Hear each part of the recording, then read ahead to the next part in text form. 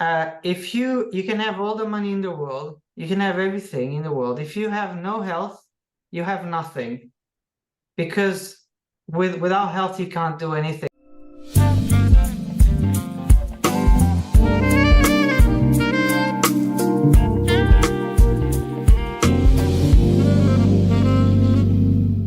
Hello and welcome to Beyond the Scale Through Healing. If you have been here before, thanks for joining back. If you're new to the channel, welcome. Today I have the pleasure to be joined by Bruno. He is in the low carb community and he has been there for a long time and is here to explain to us a little bit more about his journey. So welcome, Bruno, and can you tell my audience a little bit more about yourself and how did you get to the low carb community? Yes, thank you for having me here. First of all, I really appreciate. It's an honor to be able to share my story and where I come about. Yeah, so my name is Bruno. I've been in the health coach area for quite a while now, but I've kind of joined the carnivore community, I would say, about 3 years ago. But my health journey it goes quite far back, right, like when I was maybe, I think, 5 years old. That I'm gonna try to condense this on a smaller story, but I was born prematurely, and I had a series of issues as I was kind of growing up, but I was kind of left with this heart disease, if you can call it. It was a situation that wouldn't allow me to even walk fast or exercise. And I did lots of exams throughout the years. I'm talking from, as early as 5 years old until my early 20s. And every time I was just told by the doctors and different cardiologists that this is it, this is how you are, there's nothing you can do. I had some sort of I had myocarditis. It's hard to explain because I was in Portugal and I don't remember the terms in Portuguese, but I think it's similar to that, whereby the heart was not getting enough blood. Okay. And so anything that was more strenuous, even if it was walking fast, I would either collapse or I would have to sit down. So basically I spent all my school years and teenage years without being able to exercise and join these activities, which was quite a shame, because obviously you want to get involved with all the kids and everyone else. So it was quite tough in that sense. But I got to a point, obviously, as I grew up, like on my early 20s, that I just didn't accept it anymore. I thought, I can't accept this, and I've always been very much of a driven person in that sense. Like, for example, I do acting as well, and I always wanted to be an actor, and people always told me, you're never going to be an actor, you're never going to make it to be famous, blah blah blah, the usual stuff, even my parents and family. And I always thought in my head, I want to be an actor, I will be an actor, and I always fought through it, and eventually I had my roles, and it's still ongoing. But the point I'm making is I apply the same role to my health. I just said to myself, I can't accept this. I won't accept what the doctor is saying. And I start researching and I study more and more about nutrition. I took a diploma in nutrition, and then I just start studying every single day, whether it was online, YouTube, books, and the funny thing is, I started with finding about keto. Yeah. And I started doing keto, and that went really well and pretty much fixed most of my problem. I would say I was 70%, 80% fine. So I start exercising, I start going to the gym, and I start feeling good. It wasn't 100%, but it was nearly there. And I kept researching, and certainly I'm talking about 8 years ago, I heard about veganism. And I'm, you know, in the UK, no one knew what vegan was at the time. It was really new. And I bought the Forks Over Knives book. And of course, you know what happens next. Yeah. I read it. I thought, wow, this makes perfect sense. You know, this will completely cure my heart disease, you know, all that stuff. I Yeah. was vegan for a year. The first 2-3 months I felt good, of course, because I was not eating any processed foods and all that. But then it started going downhill to the point I just looked pale and sick, and I just felt terrible. I would have to have naps during the day, and just didn't have any energy. Hair was falling out. It was horrible. So from there, I kept researching, but I became vegetarian. It worked okay, but it was not 100%. So I went back to keto. And from keto, I found eventually, I think it was Sean Baker that I found first. And then I registered to become a carnivore coach on Rivero. And, you know, it just been from there, I've been, you know, carnivore since. So how is your health currently? You can exercise, you can do whatever you want? Yeah, pretty much. I've mentioned to a few of my clients because, you know, everyone gets in touch with me because of specific conditions, mostly heart related. And I said, in the past, I was not able to even walk fast. You know, I had times that I would just collapse. And there was a time that I actually had to go to the hospital and spend 15 days in bed. Right now, I can go and run a half marathon, no problem. And I've done several of them. Wow. So it's pretty amazing what just diet can do on its own. Yeah, it's fantastic. And coming from the keto sphere, are you eating a high-fat carnivore diet with high amount of fat, or do you eat instinctively and it doesn't matter which amount of fat do you have? I would say it's almost a bit of both. I know that doesn't make sense, but I know I eat a lot of fat because I tend to eat quite a bit of butter, for example. And every part of meat that I eat, or even fish, it's always fatty. So I would say I'm doing quite high fat at the moment, but it's still very instinctively. I let my body tell me what it feels for. There's some days that I feel for a lot of butter and bacon. And there's some days I'm happy with just a steak, you know. Yeah. So I still go pretty much with what my body tells me to. This is the beauty of the diet, listening to our body. And Yeah.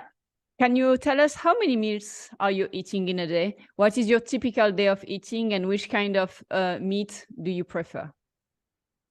Okay. I don't follow maybe the mainstream carnivore in that sense, because again, I go very much with what my body tells me. I used to do intermittent fasting, you know, 16 by 8. And that was okay. But what I found is I would go to the gym, for example, and I wouldn't be able to perform as well as I can do now. And I also was getting a bit of electrolyte imbalance. Even if I was supplementing with electrolytes, I just felt a bit off, headaches and kind of dizziness here and there. So I went back to 2 meals a day, and currently I actually have 3 meals a day. Okay. And it's pretty much what works for me at the moment, considering I exercise quite a bit, and it just works for me. It just works better for my energy levels. Again, no, I know there's no right or wrong here, but I always say to people, look, if intermittent fasting doesn't work for you, then have 2 or 3 meals a day. everyone is different, and I think people should do what works for them. And for me, it's currently 3 meals a day. Okay. And how strict are you into carnivore? Do you I implement other stuff? Sometimes I'm pretty strict. I would say 90% of the time. But when I go on holiday, I will try different things because I feel like if you go to a different country, you almost have to try their local cultures and foods. And I'm open to that. But what I do is, for example, I went to Italy last year and I had one pizza, one pasta, and then all the rest was steak tartare and steak. So I was still very much at least 90% good, but then I had also a couple of treats. It's really funny because you said you went to Italy, and I went to Italy last month, and okay, my son was having the pizza and the pasta and I didn't, but I enjoyed so much the prosciutto and the cheese and some of their fatty fish cuts, and yeah, it was really, really nice. I could enjoy the part of Italy without having the pizza and the pasta, but definitely my son got them and he was enjoying them a lot. Yeah, I can be flexible because I know what it means, and if I have a treat here and there, it doesn't have a big effect on me. If I have a pizza, 100%, I will feel sluggish and sleepy, but it doesn't affect me as much with my heart and that kind of thing. I can get away with that. Now, if I start having it more often, 100% is a no-go. But I would say at the moment, I would say 90% carnivore. And most of the times, all I do is I eat a bit of honey. I've been experimenting with honey, and it started not because of Paul Saladino or anyone. It just started because I've studied a lot about the bees and the honey and the benefits of it. And then I thought, I could try this for performance and testosterone and see if there's any effect on that sense. And I've been trying here and there, and actually it seems to work in terms of energy. But of course, it will kick you out of ketosis and all that. We know that it's sugar. Because I've got one of them keto pens to measure your ketones, and I still pretty much try to stay in ketosis if I can. But of course, when you eat a spoon of honey or anything, it throws you out. Yeah. And so you're trying to stay in ketosis most of the time, like around which level of ketosis? Like 1, 2, 3, it. I've been bouncing between 3 and 4. Which is a very high level of ketosis. Yeah, which is pretty good, yeah. But now that I've started playing up with the honey a bit, it just goes down to 1 and 2. Yeah. It's quite hard because even if you have just let's say one or two teaspoons of honey, doesn't have many carbs in it, but it kicks you out for quite a long time. Okay. And then it takes many hours to get back in ketosis. And you're speaking about 1 or 2 teaspoons of honey, and not the crazy diet of Paul Saladino with 100 grams of honey a day. No. I don't think I could do that because I think if you have too much honey, you get a bit sick. It's too sweet for me.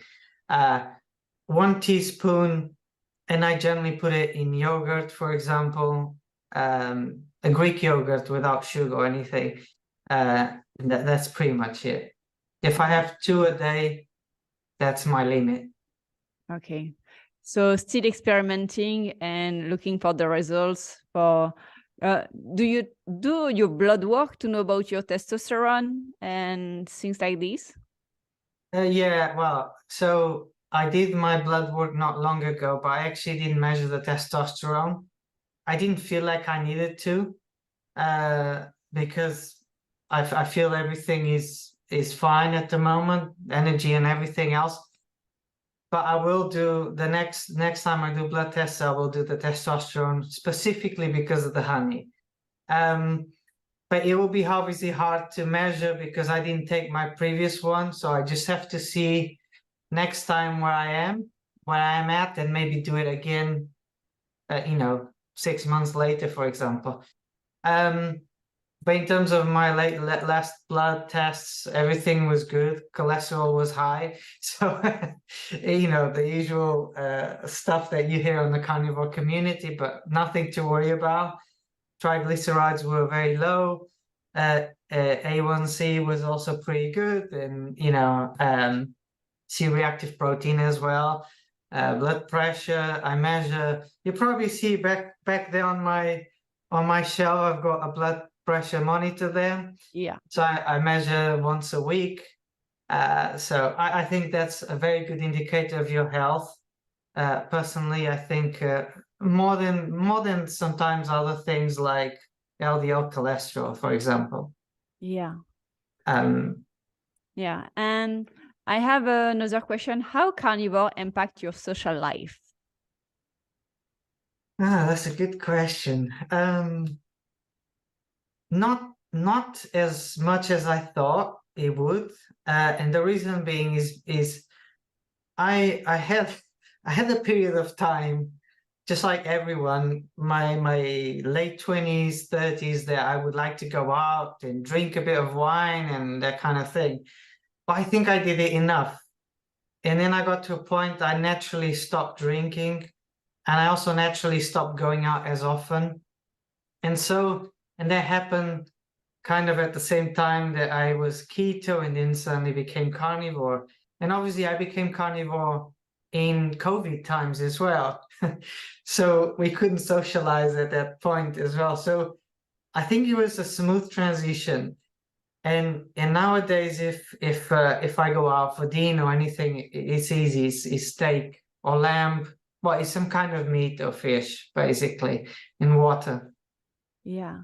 And what about your relatives?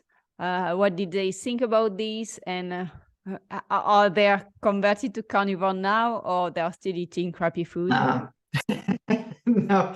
So this is quite funny. I have two brothers. My older brother just does his thing. He doesn't get involved in diets. But my younger brother is quite funny. So when I was vegan about 8-9 years ago, I was completely brainwashed. Just like you see a lot of the vegans nowadays. I got nothing against vegans. They can eat vegan if they want, as long as they leave me alone and try not to impose veganism to everyone. Yeah. I'm happy with people eating the way they want to.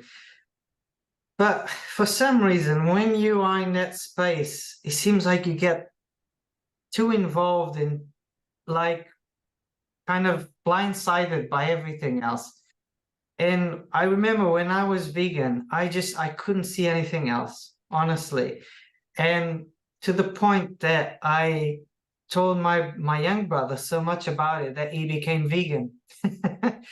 And then he ended up being vegan for 8 years, pretty much until last year. And he had a vegan restaurant. He opened a vegan restaurant, all sorts of things with that. And then they connected the yoga as well. Again, nothing against that, it was just part of the process. But he eventually realized it was not working, and he probably felt as well. And now he's eating again. It's more like a Mediterranean diet because all my family is Portuguese. They live in Portugal, and it's still easier to get good quality food and local food. So my parents and my brothers eat what you would probably call a Mediterranean diet. Yeah. So plenty of fish, meat, olive oil, some vegetables, some fruit. But I don't think they will convert to carnivore ever, if I'm honest. I think, especially my parents, they pretty like old-fashioned in that sense. and it's hard to kind of convert him. And I think my brothers are the same. They're just happy the way they are, and luckily, thankfully, everyone's been well. My dad had cancer a while ago, but he did listen to me in terms of when he had cancer and when he was going through chemo. He did listen to me regarding staying away from sugars and carbohydrates, and keeping with more like meat and fish, and not so much vegetables, and not so much fruit or any. So it was great that he did listen to me at that time. And I also told him to have cod liver oil and vitamin D supplements. So thankfully he's okay now. There's no cancer anymore, and he's doing well. But apart from that, they just do the Mediterranean diet. Yeah, I can relate because I'm from southeast of France, and southeast of France, they are eating a very nice Mediterranean diet. And my family is really on this, and they don't want to switch to carnivore, but I made them increase a bit the amount of meat they are eating. So this is at least something that is good for them. And but they are not eating processed food. And as long as they stay away from processed food and they are healthy enough, I think it's already something really good. Of course, yeah, I agree. I think that's the biggest step for most people, is coming off processed food and like junk food and sugar. And I think once people come off those things, they feel so much better straight away. But I think carnivore, in my opinion, is like the peak performance area.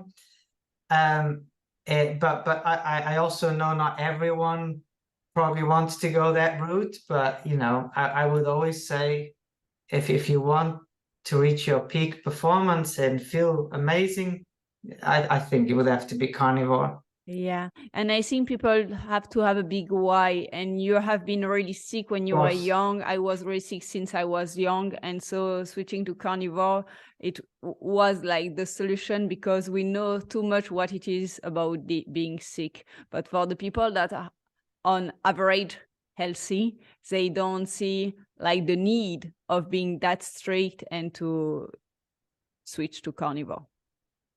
Yeah, this is such a good point, and I can't agree enough with that, because I feel like most people, and I can give you lots of examples.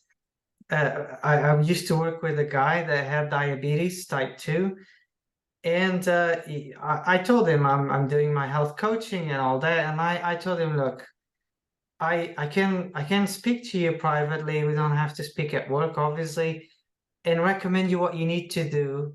Obviously, keep your doctor informed, but I can recommend you what you need to watch, what you need to do, and I can pretty much be sure that you will come off diabetes altogether, and come off medication. And he seemed quite excited at the beginning. I gave him all the tools. I showed him all the YouTube personalities that he needs to watch, and all the research, made him a diet plan and everything. And he only took less than a week for him to give up. And so the reason I'm saying this is that I feel, like you said, most people will never change unless they have a big reason why. With me, and I believe with yourself, we were almost forced to change. We had a massive reason, which was our health. It's almost like if we didn't change, we wouldn't be here now, or potentially we would be very different right now. Exactly. And that's a big why, and that gives you that drive to change and improve. And I'm very passionate about helping people. I'm very passionate about health because of this, because of my health. And I remember when my dad found that he had cancer, I spent hours and hours and hours researching about cancer, and all these different people, online, offline, books, everything. because I thought I just can't accept that, you know. I don't know. My dad didn't want to accept it either, so it was good that you had that drive as well. But I just feel like, you know, you have to have a reason why. I agree, but at the same time, I think you need to see your body is this is the machine that makes you, you know, live and do the things you want to do, and you need to look after it. And it's not tomorrow, that when it's too late. It has to be today, you know. It has to be every single day. It's a bit like, you know, an insurance. Like, you know, you need to look after your body every single day to make sure, you know, is working perfectly well in the future. Exactly. And I think how people see it is like, oh no, I'm fine now. I can have a donut, I can have this, I feel fine. But it's not about feeling fine right now. It's about, you know, you can only do so much and punish your body so much until he goes like, okay, I had enough now. And then he will react. Exactly. And sometimes he reacts and people don't notice. You know, people get spots and things like that, and they think it's normal. Yeah. You know, or a rash. Exactly. And I'm like, no, it's not normal. I don't get spots. I know when I get spots is if I eat chocolate. Yeah. When you go back to eat some junk, yeah, you have the result, the effect straight away. So Yeah. I have a last question for you. If you have Sure. a key message to give to the audience, what it will be? I would say look after yourselves, but think of it this way. If you can have all the money in the world, you can have everything in the world. If you have no health, you have nothing. Because without health, you can't do anything. And I'm gonna just leave this example up in the air. You know, I always say to people, think about Steve Jobs. This is a person that had access to everything, you know, and that didn't save him from pancreatic cancer, from I don't know if it was vegan diet or fruitarian diet he did, but either ways, you know, you need to look after your health because that's the only way you can enjoy life. Thank you so much for this message. So I want to ask you where people can find you online if they want to reach out to you. Sure. I'm on Instagram at Health Coach Bruno, and I've got my website, which is brunoenrique.com, and that encompasses my health coaching and my acting and YouTube as well. Fantastic. So thank you so much for being here today with me. And if you like this video, please like, comment, and subscribe to the channel. And see you next time.